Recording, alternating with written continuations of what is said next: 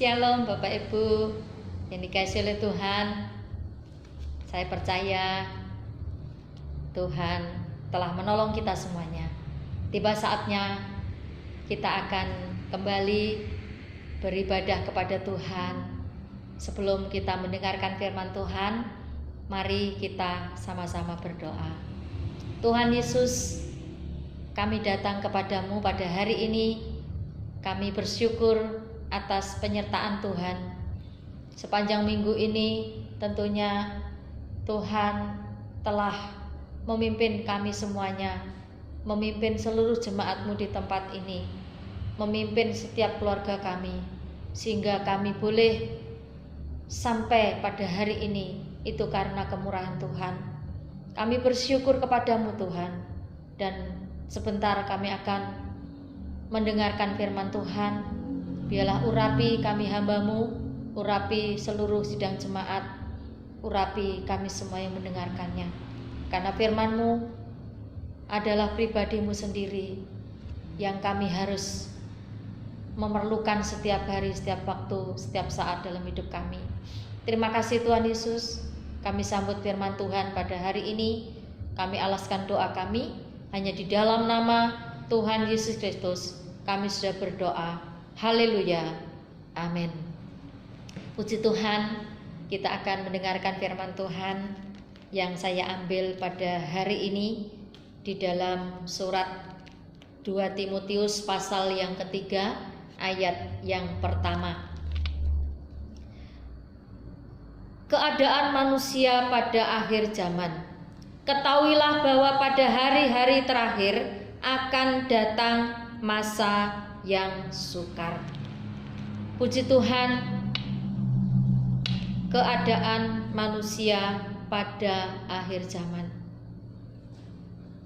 akan datang masa yang sukar. Bapak Ibu yang dikasihi Tuhan, hari yang terakhir itu mengatakan bahwa kedatangan Tuhan kita Yesus Kristus ke dalam dunia, dikatakan firman Tuhan tidak akan lama lagi. Dia akan datang segera. Dia tidak akan menangguhkan kedatangannya lagi. Namun yang perlu kita renungkan, tidak ada satu manusia pun yang tahu kapan kedatangan Tuhan pada kali yang kedua. Kedatangan Tuhan dikatakan seperti pencuri malam hari. Tiba-tiba, ya. Namun demikian, pada hari ini kita akan merenungkan suatu kekuatan firman Tuhan, bahwasanya segala yang terjadi pada saat ini sudah tertulis di dalam Alkitab, sudah tertulis di dalam firman Tuhan, bahwa pada hari-hari yang terakhir akan datang masa yang sukar. Sehingga kita sebagai orang yang percaya kepada Tuhan, kita sebagai orang yang sudah mengenal Tuhan, maka kesukaran-kesukaran yang ada pada saat ini itu tidak akan membuat kita menjadi takut, tetapi justru kesukaran yang ada di sekitar kita, ya, setiap hari, setiap jam, setiap detik, itu akan membuat kehidupan kita ini untuk supaya kita mempergunakan waktu yang ada, ya. Supaya apa? Karena akan datang masa yang sukar. Dan saat ini kesukaran itu sudah ada di sekitar kita, sudah ada di depan mata kita. Tetapi kita tahu, Tuhan katakan bahwa kita harus mempergunakan waktu-waktu ini dengan bijaksana. Ajarlah kami untuk menghitung hari-hari kami sedemikian rupa agar kami beroleh hati yang bijaksana. Sehingga tentunya kesukaran ini yang kita hadapi bersama-sama, ya, kita sebagai orang yang percaya pada Tuhan, kita harus tahu bagaimana supaya kita mampu untuk bertahan, mampu untuk menghadapi kesukaran demi kesukaran yang ada saat ini. Bapak Ibu, mungkin kita boleh katakan sama Tuhan, sementara kita merayakan hari kenaikan Tuhan Yesus Kristus ke surga, juga berdampingan dengan saudara-saudara kita Muslim merayakan hari raya Idul Fitri, ya, di mana kita semua umat Tuhan sangat memerlukan Tuhan. Kita dikembalikan lagi kepada satu pribadi, di mana manusia itu adalah satu pribadi yang sangat-sangat terbatas. Dan saat ini, tahun ini, seluruh umat manusia dikembalikan, ya, sehingga lewat COVID-19 ini tentunya ya membuat kesukaran demi kesukaran itu ya melanda seluruh dunia. Dan firman Tuhan menjelaskan tadi bahwa hari-hari yang terakhir atau ketika kedatangan Tuhan pada kali yang kedua akan datang masa yang sukar. Ya, bahkan di bawahnya ayat-ayat itu manusia menjadi mencintai dirinya sendiri, ya, sombong, ya, pemfitnah, ya, dia dikatakan seperti itu. Tetapi pada saat ini ada jalan bagi Tuhan untuk kita bisa mengatasi kesukaran ini. Dan hari ini saya akan membagikan 3 poin untuk kita bisa ya keluar atau untuk kita bisa mengatasi kesukaran-kesukaran yang ada dalam kehidupan kita. Poin yang pertama, supaya kita bisa keluar daripada kesukaran atau bisa mampu menghadapi kesukaran yang ada, maka kita dikatakan harus mendekat kepada Allah. Kita melihat dalam firman Tuhan dalam surat Yakobus pasal yang keempat ayat yang ke-8. Yakobus pasal yang keempat ayat yang ke-8, mendekatlah kepada Allah dan Ia akan mendekat kepadamu. Tahirkanlah tanganmu, hai kamu orang-orang berdosa, dan sucikanlah hatimu, hai kamu yang mendua hati. Saya tekankan di dalam poin yang pertama, supaya kita mampu menghadapi kesukaran demi kesukaran yang ada, kita harus mendekat kepada Allah. Kalau kita mendekat kepada Allah, maka Allah juga akan mendekat kepada kita. Betapa sesuatu yang luar biasa. Daud juga mengatakan, hanya dekat Allah saja aku tenang, daripada nyala keselamatanku. Ya, kita harus mendekat kepada Tuhan. Kenapa kita harus mendekat kepada Tuhan? Karena Tuhan adalah sumber di atas segala sumber. Dia adalah Tuhan yang berdaulat atas kehidupan kita. Dia yang berkuasa atas kehidupan kita. Maka dari itu kita manusia, kita harus mendekat kepada Tuhan, supaya Tuhan mendekat kepada kita, sehingga hidup kita dijamin oleh Tuhan. Poin yang kedua, kita harus minta supaya Roh Kudus memenuhi hidup kita. Efesus pasal yang ke-5 ayat yang ke-18. Dan janganlah kamu mabuk oleh anggur, karena anggur menimbulkan hawa nafsu, tetapi hendaklah kamu penuh dengan Roh. Kenapa kita harus minta supaya Roh Kudus memenuhi hidup kita? Karena Roh Kudus itu adalah Roh Allah. Ya, Roh Kudus itu adalah Roh Kristus.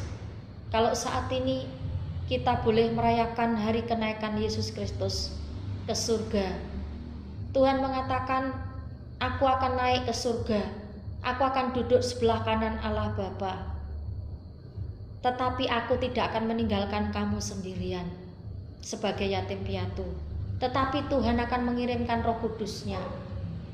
Bapak Ibu, betapa Tuhan kita itu luar biasa. Dia mengirimkan Roh Kudus-Nya ya untuk mendampingi orang-orang yang percaya kepada Tuhan, yaitu supaya kita mampu bertahan di dalam dunia yang fana ini. Roh Kudus itu adalah menghibur kita. Roh Kudus itu menguatkan kita. Roh Kudus itu meneguhkan iman kita. Maka dari itu betapa pentingnya Roh Kudus dalam hidup kita. Sehingga setiap pribadi kita harus minta supaya Roh Kudus itu memenuhi hidup kita. Karena kalau kita penuh Roh Kudus, maka kita akan mendapatkan satu hal-hal yang baru dalam hidup kita. Ya, Roh Kudus adalah Roh Allah dan Dia yang akan membantu kita. Bahkan firman Tuhan juga katakan, ketika kita terlalu banyak tekanan dalam hidup kita, terlalu banyak pergumulan dalam kehidupan kita, sehingga terkadang kita tidak mampu untuk berdoa, tetapi Tuhan katakan Roh Kudus akan membantu dalam kelemahan-kelemahan kita. Roh Kudus adalah Roh Allah, Roh Suci yang senantiasa dikirim oleh Tuhan untuk mendampingi orang-orang yang percaya. Bahkan Tuhan katakan pada hari yang terakhir Tuhan akan mencurahkan Roh Kudus-Nya 2 kali lipat, atau Tuhan akan melimpahkan Roh Kudus-Nya yaitu kepada orang-orang yang percaya kepada Tuhan. Karena apa? Karena Tuhan tahu bahwa dunia saat ini adalah penuh dengan tantangan, penuh dengan kesukaran demi kesukaran yang ada. Maka dari itu Tuhan akan mengirimkan Roh Kudus-Nya berlimpah-limpah. Ya, maka dari itu Bapak Ibu, ya, poin yang kedua, kita harus minta dipenuhi oleh Roh Kudus. Ya, Roh Kudus masuk dalam hidup kita. Dia akan bekerja dalam setiap kehidupan kita. Karena apa? Ya, kita memerlukan Roh Kudus. Ya, mungkin saat ini ya kita merasakan tidak berdaya untuk menghadapi kesukaran ini, tapi minta Roh Kudus untuk masuk. Ya, pujian lama mengatakan, ya Roh Kudus, penuhilah kami. Roh Kudus masuk dalam hidup kami. Itu adalah poin yang kedua. Poin yang ketiga, supaya kita mampu, yaitu menghadapi kesukaran di dalam dunia yang fana ini sampai kepada kedatangan Tuhan, maka kita harus tetap semangat mengiring Tuhan, atau semangat untuk melayani Tuhan, semangat untuk mengerjakan segala sesuatu ya di dalam setiap kehidupan kita. Kita akan melihat di dalam kebenaran firman Tuhan, tetap semangat, itu poin yang ketiga, yaitu di dalam Roma pasal yang ke-12 ayat yang ke-11.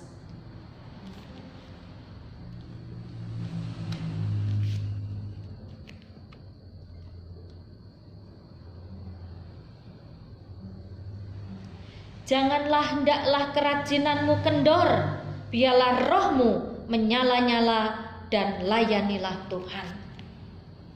Biarlah rohmu menyala-nyala dan layanilah Tuhan. Poin yang ketiga, kita harus tetap semangat. Apapun yang terjadi, biarlah roh kita terus menyala-nyala melayani Tuhan, ya, menyala-nyala di dalam melayani Tuhan, dalam mengerjakan segala sesuatu. Ya, tetap semangat, karena tentunya kalau kita memiliki semangat yang luar biasa, karena dikatakan hati yang gembira adalah obat yang manjur, tetapi semangat yang patah akan mengeringkan tulang. Biarlah dalam kesukaran demi kesukaran yang ada, biarlah kita akan terus semangat, ya. Jangan sampai semangat kita itu menjadi kendor, tetapi biarlah kerajinan kita, dalam semangat kita, dalam bekerja, dalam beribadah, dalam melakukan firman Tuhan, di dalam kita melakukan segala sesuatu, kita harus jangan sampai kita kendor, tetapi kita akan terus semangat. Ya, Tuhan katakan lakukan segala sesuatu seperti untuk Tuhan, bukan seperti untuk manusia. karena semua manusia punya kelemahan masing-masing. Tetapi Tuhan Yesus Allah kita, yaitu Allah yang tidak pernah salah, Dia yang tidak pernah gagal.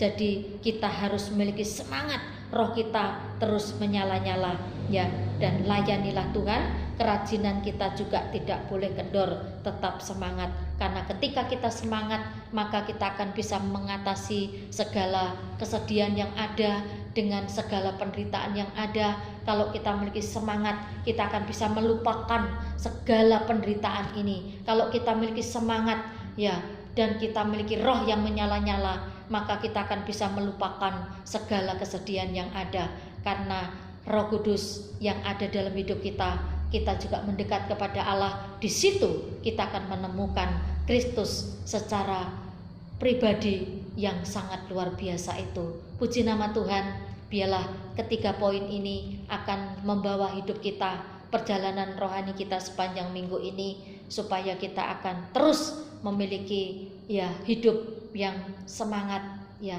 melayani Tuhan. Kerajinan kita tidak boleh kendor, tapi semangat, tetap semangat sampai Kristus datang pada kali yang kedua. Puji nama Tuhan. Itulah firman Tuhan pada minggu ini. Biarlah kita terus ya mendekat kepada Tuhan, dan kita juga harus minta Roh Kudus penuhi kita ya, dan juga kita harus kerajinan kita tidak boleh kendor. Semangat ya, kita harus memiliki roh yang menyala-nyala. Kalau roh menyala itu, maka kita akan bisa bertahan dalam keadaan apapun. Amin. Demikianlah firman Tuhan. Kita akan menyanyikan satu pujian, Seringku Tak Mengerti. Haleluya.